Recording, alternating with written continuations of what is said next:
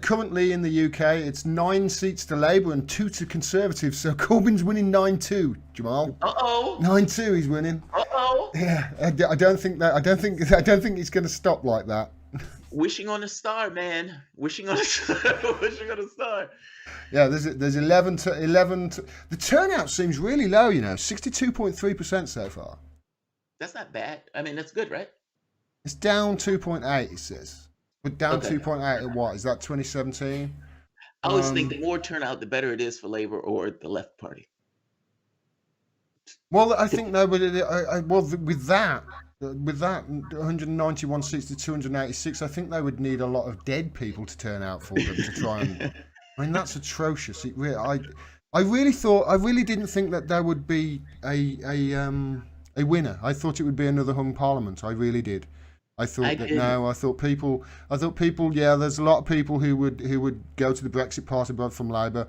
But I thought no. I thought once they realised now the NHS really is at threat here, they might.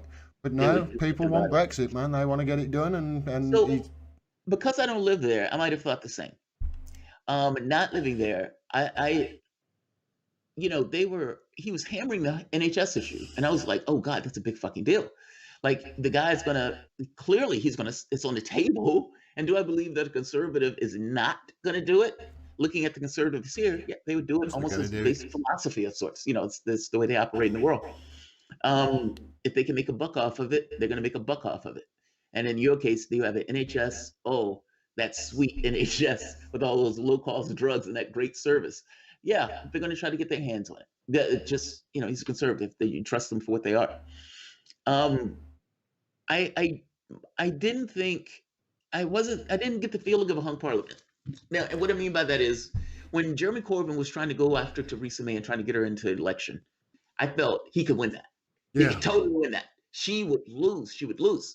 And if you notice, he was hounding her for 3 years for an election. I want an election. I want an election. yeah. And if you Well, notice, when he could have won the election, his own party stopped him from getting it. It was his own party that stood yes, in the way.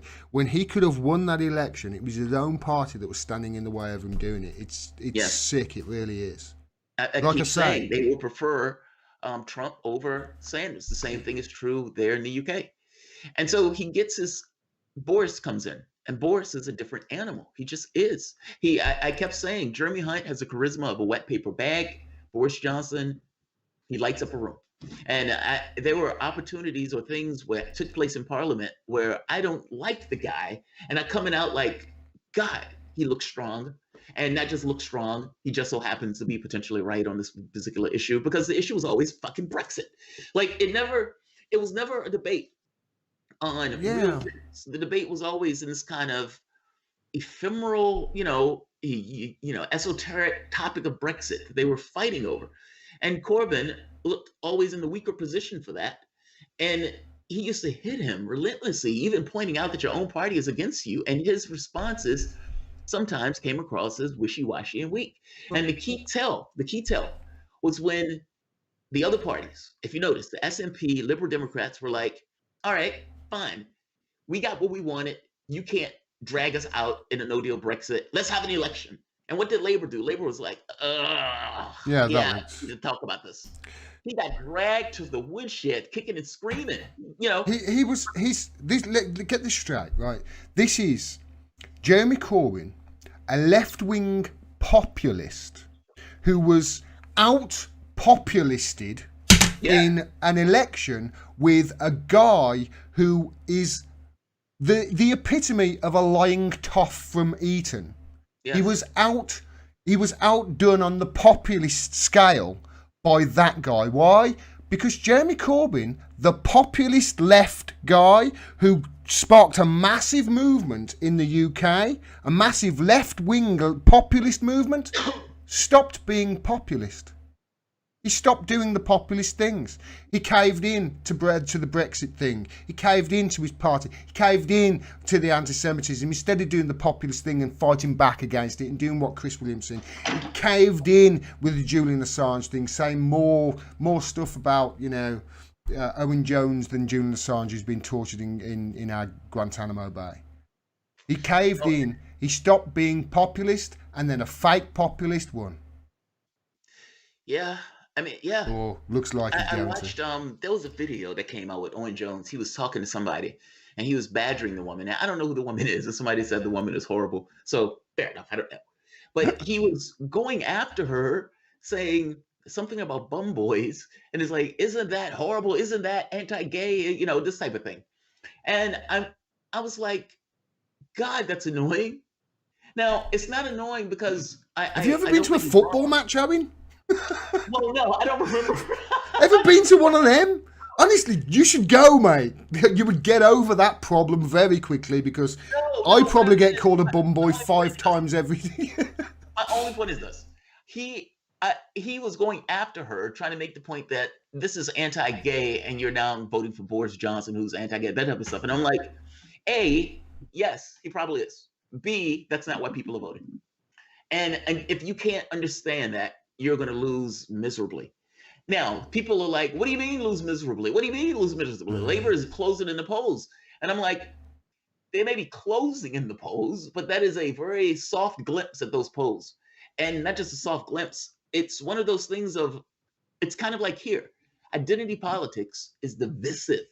And it's not so much that people Yeah. may not agree, like all things being equal, they may agree with you that this is, we don't like this particular It's behavior. almost repulsive now, mate. Oftentimes they are not voting for that stuff. I had to get over that with the Trump stuff. It's like, this guy's fucking racist. How are you guys voting for this guy's racist? Yeah. And it's all because of their, I would argue to some degree, their own incentives. Yes, he may be that way, but I gotta have kids. Now I look at that and be like, oh, that's fucked up. But I have to realize that I can't get everybody in the exact same way. Like if you're dealing with people in a collective way, the collective self-interest, especially from the standpoint of class, I can get a larger distribution of people as opposed to breaking this stuff up by race. And I'm sorry, in the United States, when it comes down to a presidential thing where it's on identity, we lose. Democrats, in this case, lose. It has to be about more. It has to be about more. My only point when I was like, Owen could come on my show and I would love to have a conversation with him about why Jeremy Corbyn is going to lose if this is the way you're running your race. This is why. It's not so much that he's wrong. It's more so that that's not why people vote. And I would love for people to have this collective self-interest in a sense of all of these other matters of race and everything else. It doesn't work that way. I get more people as a distribution along the lines of class. And it's not so much that I ignore when somebody's being attacked, that's a fail, nor do I ignore any issues of, anti-Semitism, anti-Islamophobia, all that stuff. All of those things need to be protected verbosely, but not to go out making an issue of it. And have it the be all end all issue. The issue is class. That's the one that gets the wider distribution Yeah. while doing this other stuff. And it's not just the fact. I mean, okay, if you want to make identity of politics an issue, fine, make it an issue, but make it an issue that you make an issue of for 4.5 seconds. You know, because that's in the grand scale of things. In the grand scale of things, that's about how fucking important it is.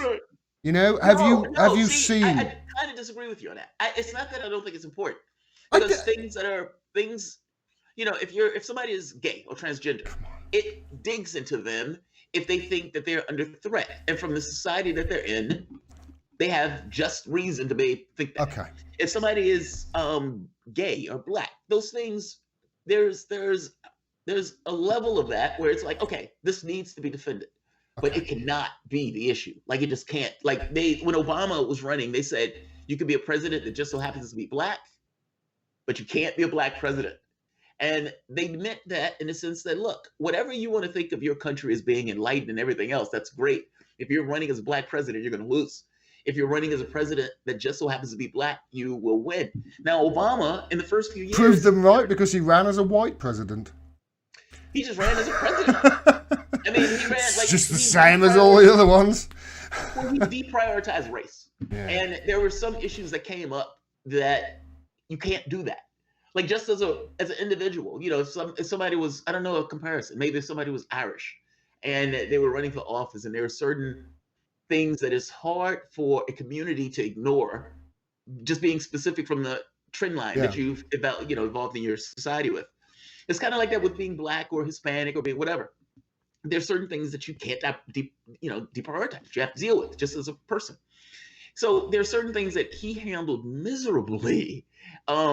in those terms. But there are other things, he crooned Al Green. Yeah. He could But sing Al Green. He could play basketball. So there's questions of oh, like, there's is he no doubt reflective about it. of, The guy was suave. He was smooth. He was yes, and just. and as regardless of, and despite of how bad he was, like the fuck ups in foreign policy, the fuck ups here, like protecting Wall Street while letting the banks while letting homeowners go bust. 95. Do you know this? This stat always blows me away. So I tell it to anybody who listens. 95% of income gains of went to the top 1%.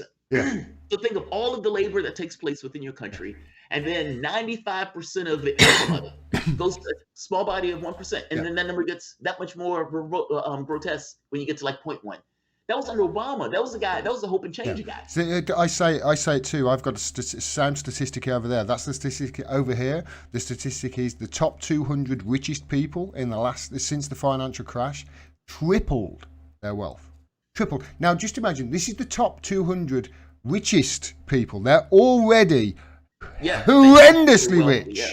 Then the financial crash happened. Now, in the 10 years since then, they should have just about got back to where they were in 2008 in a world that's fair, correct? And a financial system that's fair. They fucked the system up in the first place. They should be paying for it. So they can, instead, what's happened? We have suffered massive cuts, massive punishing cuts, where they have been killing us under this veil of a lovely word called austerity, which sounds so lovely. It's like, oh, this is enhanced interrogation. It's not torture.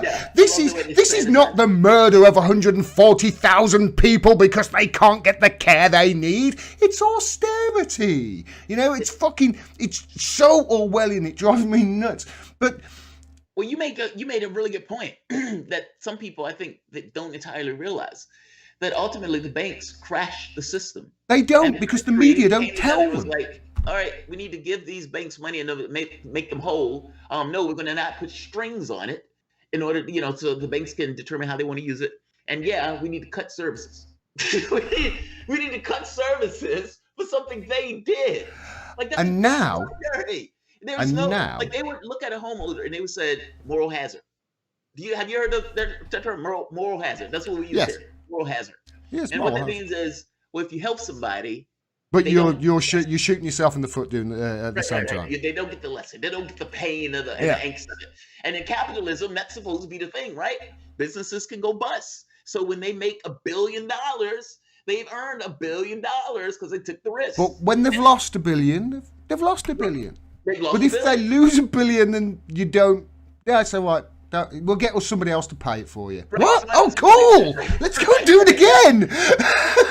Yeah, it's extraordinary. Honestly, in a real, just and sane system, Sanders would have won in 2008, and he would have. And the reason I say that is because if Jeremy Corbyn was in office when the banks crashed? Yeah. What do you think would have happened? Do you think he would have bailed people's bank accounts out? He wouldn't have given the banks. Yes. Because basically what happened was Gordon Brown was faced with the decision where at 12 o'clock during the one day he was faced with the decision at 12 o'clock that night. People up and down the country were going to go to the bank. This is the scenario he was faced with as Prime Minister. They were going to go to the bank, put their ATMs in on a Friday night or whatever it was to get their greasy kebab on the way home, and no money would come out. The banks couldn't dish any money because they didn't have any. And that was the situation. Now, what he did was Mark Blythe explains it the best way. It's brilliant. He said what the financial system did was, right, okay, there's no money. So what you need to do, we need to put water in the kettle. Okay, so what we're going to do is we're going to get a high pressure hose, we're going to jam it through your letterbox, we're going to turn it on full, and we're going to hope that some of it is going to go in the kettle. Essentially, that's what they did in 2008 when they put it back into the banking system, hoping that some of it was going to find its way to where it needed to find. Of course it didn't. They took the fucking money and ran off. Of course they did. It's what they're going to do. That's exactly what they did. Jeremy Corbyn would have picked the kettle up, walked to the sink, and turned the faucet or the tap on. Yes. That's what he would have gone. Don't worry, I'll bail the people out. I'll put it in their accounts, what would happen? They would spend the money, it would energize the system, and that, as I That's understand. that's But the thing precisely my is, point. That's precisely my point. It entirely dependent upon who was in office, and you would have had the populist backlash at the banks as the wind on your back to make that change.